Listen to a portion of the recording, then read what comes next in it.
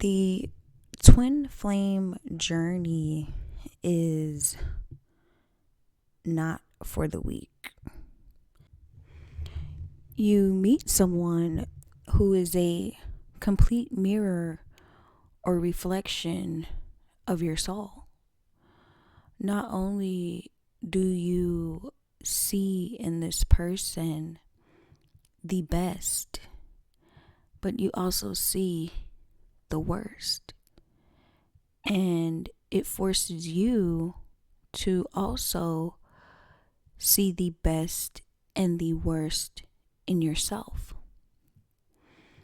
And then you experience a connection that is instant and almost instinctual, that triggers a great remembrance of who you really are.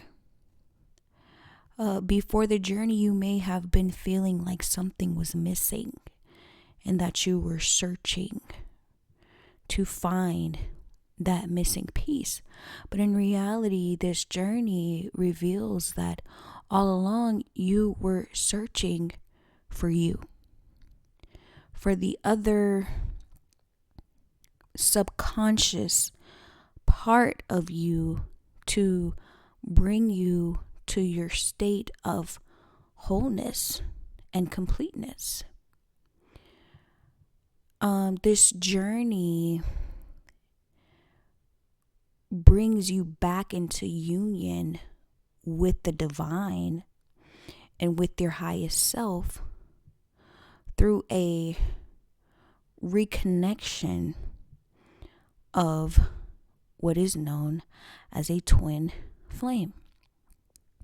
Twin flames are believed to have once been a single soul and split or incarnated into two separate beings before coming earthside. It's very different from soulmates, as twin flames are thought to be you versus other spiritual connections or relationships. The other difference with twin flames is that it is not really about a romance. It's not really about the surface level love relationship that we see today. It truly is about a spiritual transformation and journey with yourself. Even though there may be a physical representation or embodiment of another person, this twin flame journey truly is about you as an individual. And it does not always lead to a love commitment type of relationship, a romantic type of relationship that we see today, because it's so beyond that. The love that exists in a twin flame relationship truly is a unconditional type of love that is not based on any other circumstance or factor. And it allows you to develop a greater sense of self-love.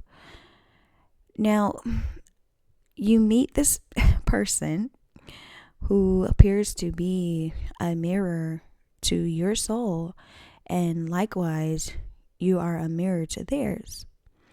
And you are experiencing a clash of high vibrational energy between two forces.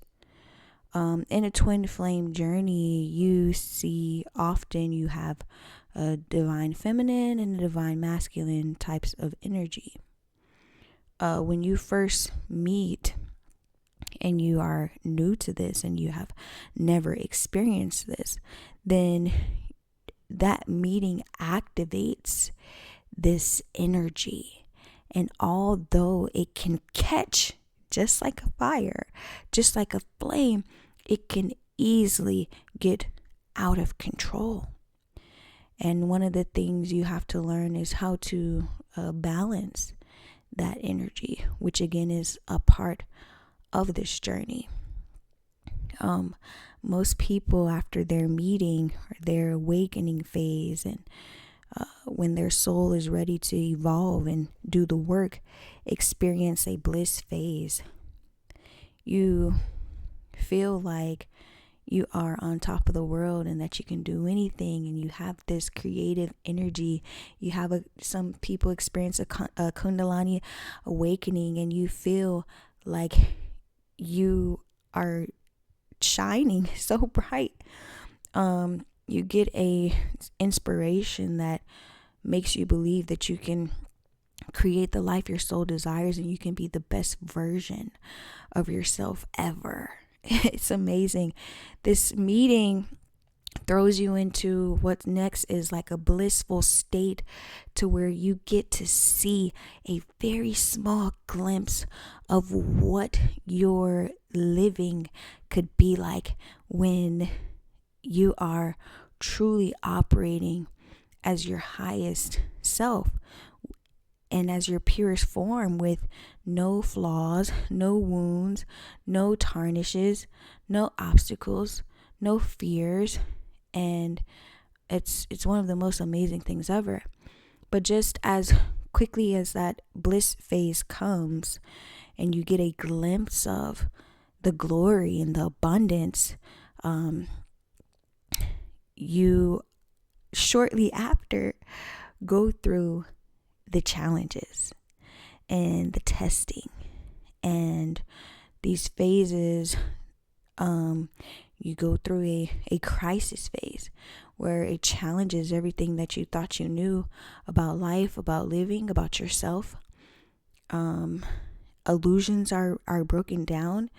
You're actually being tested to see if this version of yourself and this life that you have gotten a taste of is worth you doing the work. So you get shown your best life. You get to experience the highs. And then next it's like, okay, are you ready for that? Can you do the work that it requires to exist in that energy and in that space? And in order to do that, it requires a lot of deep healing, soul healing, a lot of introspection, a lot of work, a lot of dealing with abandonment issues, attachment issues, illusions, insecurities, fears, doubts, lack mindset, lost mindset, limitations. So once you kind of go through these phases, there's several states of confusion that you experience, because then you question whether this person that you've met actually is quote unquote your twin flame. And sometimes you get caught up in the terms, you get caught up in some of these dynamics. One of a major dynamic in a twin flame journey is called a runner and chaser dynamic. And essentially it's because of those energies, and it's because of those things that have to be resolved, that you either take on one of these roles. And it really does have a lot to do with your attachment style.